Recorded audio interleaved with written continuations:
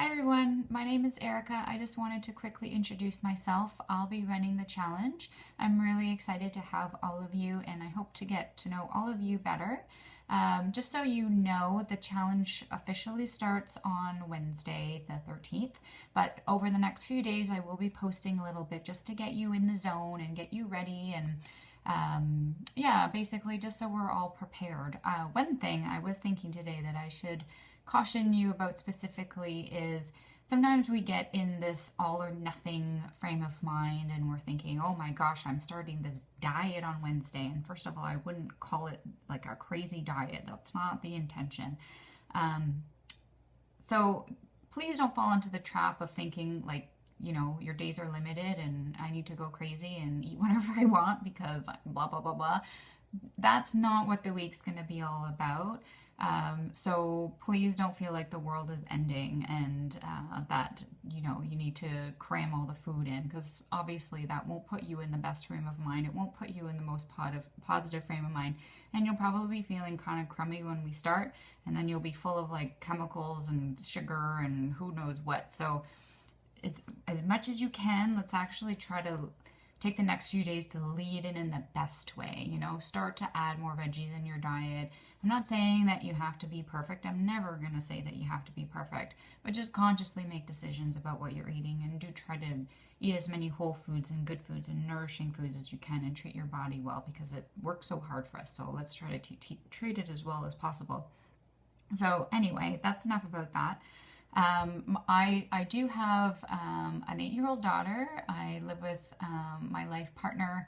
As I was saying, I'm a busy woman. I totally understand the challenges that we all have trying to keep it all together and trying to stay healthy on top of it. It's like it always seems like everything just seems like there's so much to do and we don't have a lot of time. So my approach is always going to be keeping that in mind and we do planning and we do think ahead and we reprioritize our time a little bit so that health is an important factor in things that we do in our life because it will repay us 1,000-fold.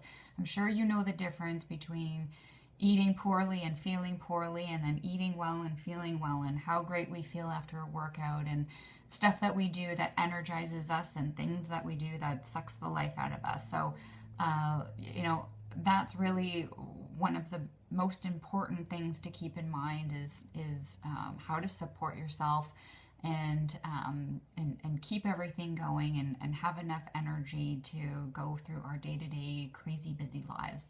Any food and any tips that I have are coming from a place of experience. I do have formal education in nutrition, but I also am a person who, when I was in high school, I had pretty much every eating disorder that you could imagine, but most of all, it was intense binge eating and weirdo starvation and then crazy binging, and I really felt totally out of control. I was eating foods that were just not helping me. I remember starving and drinking tons of Diet Coke and eating these diet foods and trying to eat under 500 calories a day, and then that never worked. And then at night I'd be binging, and it was just a mess. And I probably weighed approximately 50 pounds more than I do now. I'm not sure, but I can guarantee you that I was exhausted almost all of the time. I felt out of control and I had no connection to my body. I had no idea that, the terrible stomach aches I'd had were probably a result of drinking like 5 Diet Cokes in a row. And starving myself and shoving weird diet chemicals down my throat. But anyways, I did learn eventually, and we all have a journey, and I feel like that journey has served me well over time. I did lose the weight in high school based on pure determination and willpower. I really went on a pretty strict diet. I didn't have any treats. I knew that if it touched my lips that it would be game over. So that's the approach that I took now. I'm not necessarily advocating for that approach, but I did the best that I could with the information I had at the time. And then over the years, thankfully, I've discovered a love of fitness.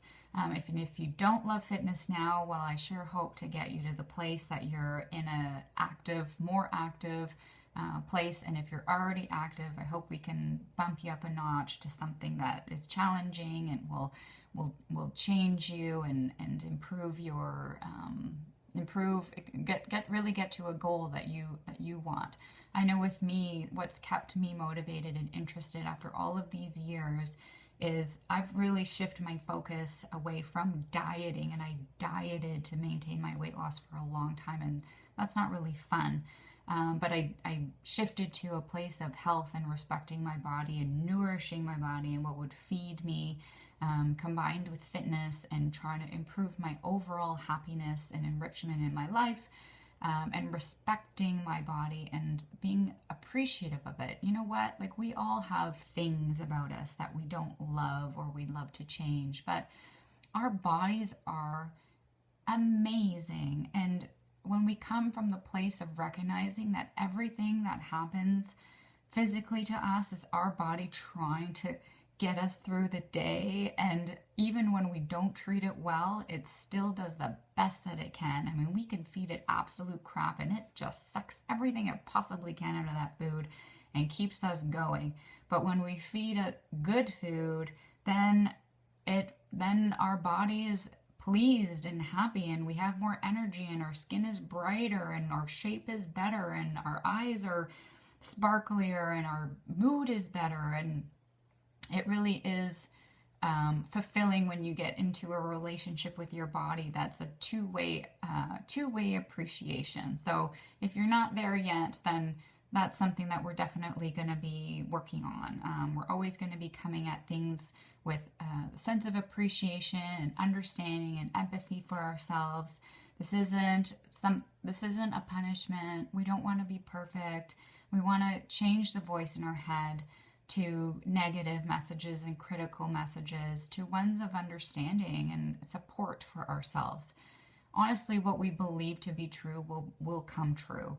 And if you focus on the negative and you criticize yourself, you can only guess what kind of direction that's going to go in. And then it also puts us up for an all or nothing mind frame. And if we're going to be on a journey of health together, we can't be all or nothing, because that's not realistic. I mean, the 80-20 principle, I'm sure it's pretty intuitive, but obviously it's 80% of the time, being as constructive and healthy and good as we can, and then we give ourselves the 20, whereas sometimes we won't make the best choices, and that's okay. And sometimes we won't work out, and that's okay.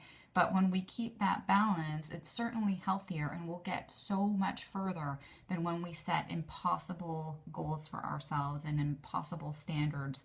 Perfection is boring. We're never going to get there.